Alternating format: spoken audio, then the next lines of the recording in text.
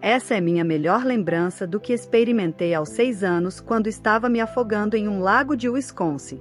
Agora tenho 70 anos, mas o que experimentei ainda está vívido na minha mente. Eu tinha medo de contar para alguém sobre isso por décadas.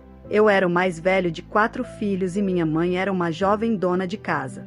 Meu pai também era bastante jovem, um veterano da Marinha dos Estados Unidos e um mecânico de garagem. Ele também combatia incêndios florestais no norte de Wisconsin. Apenas alguns anos antes, ele tinha tentado salvar uma menina de 4 anos. Ela tinha caído em um barril de água pela metade do outro lado da rua da casa dos meus pais. Meu pai correu para o local quando a menininha foi descoberta na água. Ele tentou técnicas de salvamento que aprendeu na Marinha, mas a menininha estava morta. Essa informação pode ajudar o leitor a ter uma ideia de quão desesperado meu pai estava para me encontrar em água turva e lamacenta. Meu pai e minha mãe levaram todos os 4 filhos, com 6 anos ou menos, para nadar no lago numa tarde de verão de 1959 ou 1960. Havia várias crianças mais velhas correndo pelo longo pier e pulando na água. Corri atrás delas e pulei no lago atrás das outras. Meu pai depois disse que me viu correr pelo pier e pular na água. Lembro-me de que a água estava meio quente, muito turva e muito funda para eu ficar em pé. Comecei a afundar porque não sabia nadar. Lembro-me de que não estava com medo e não lutava ou me debatia enquanto afundava de cabeça para baixo até o fundo do lago. Sentia grandes bolhas saindo da minha boca e as via subindo até a superfície. Meus sentimentos eram muito calmos e tranquilos. Depois do que achei que foi um curto período de tempo, eu estava acima do meu corpo. Eu podia me ver, de cabeça para baixo, com as pernas dobradas nos joelhos.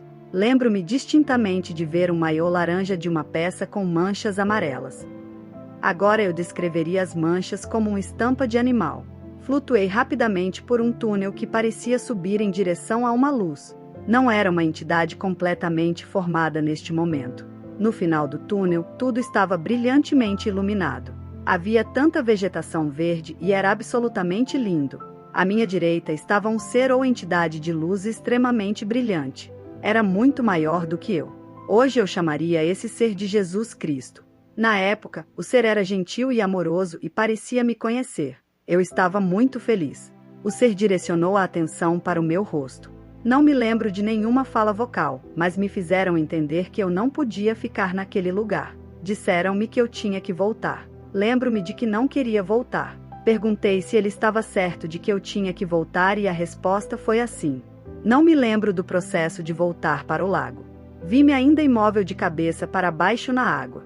Também vi meu pai se esticando e mergulhando na água para me encontrar. Ele parecia frenético. De repente, vi seus braços descerem na água, suas mãos estavam procurando. Vi suas mãos encontrarem meus tornozelos e segurarem firmemente. No momento em que ele agarrou meus tornozelos e começou a puxar para cima, senti como se fosse sugada de volta para o meu corpo. Foi miserável. Minha próxima lembrança foi deitada de bruços na grama, com o rosto virado para o lado. Meu pai estava empurrando minhas costas e depois puxando meus braços dobrados para cima. Depois ele repetiu o processo. Lembro-me de muita água suja, morna e fedida saindo da minha boca e afundando na grama. A água tinha um gosto horrível, como muco de peixe e vermes. Mais tarde, eu a chamei de água de sapo. Durante os esforços de resgate do meu pai, eu não estava totalmente consciente do meu entorno. Mas lembro-me de que não gostava quando ele pressionava minhas costas e depois puxava meus braços para cima. Água horrível saía da minha boca e depois do meu nariz.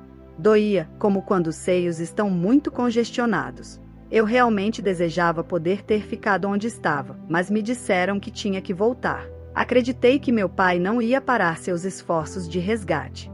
Também acredito que, quando recuperei os sentidos, chorei bastante. Não me lembro do resto daquele tempo no lago. Pensei que tudo prosseguiu como um dia normal no lago. Minha mãe estava cuidando de crianças pequenas na grama.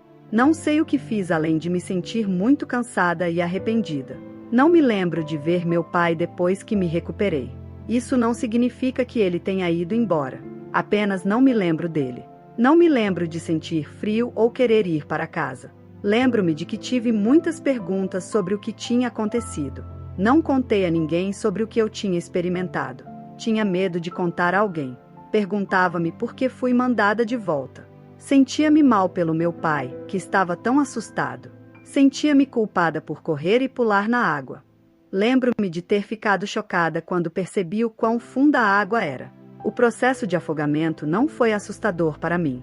Foi em câmera lenta e parecia inevitável para minha criança de 6 anos. Eu estava deixando acontecer e me observando de fora do meu corpo. Pensei sobre esse evento com frequência pelos próximos 40 anos e não contei a ninguém. Então, quando estava na casa de um restaurante com meu pai e minha filha adulta, perguntei a meu pai sobre o que ele viu e como se sentiu quando pulei no lago e não voltei à tona. Finalmente contei a ele e a minha filha o que eu tinha experimentado. Não sei se eles acreditaram em meu relato. Meu pai disse que continuou mergulhando na água lamacenta e me procurando. Ele estava aterrorizado. Finalmente, encontrou minhas pernas e me puxou para fora da água pelos tornozelos. Eu estava sem vida.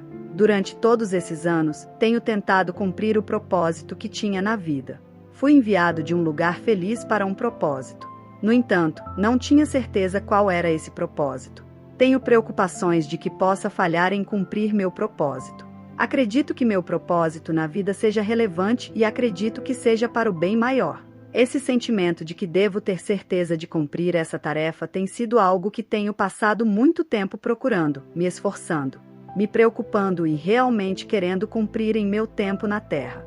Eu era uma criança séria e analítica que mascarava alguns desses sentimentos fazendo piadas e usando meu humor. Como adulto, posso contar histórias hilárias e manter minha família e amigos rindo. Fui uma mulher inteligente que teve sucesso nos empregos que tive. Os empregos nunca pareciam ser o foco principal do meu ser. Eu queria entender completamente as coisas. Sempre tentei considerar o impacto das minhas ações nos outros. Sempre quis saber o quadro completo. Agora, aos 70 anos, estou começando a notar minhas deficiências físicas e intelectuais. Espero ter seguido um caminho verdadeiro e ajudado os outros ao longo do caminho. Questiono-me se tive um impacto positivo e fiz o que deveria.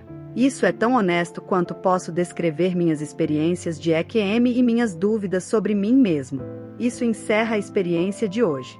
Como sempre, deixe-me saber o que todos pensaram na seção de comentários abaixo. Até a próxima, fiquem seguros e continuem abençoados.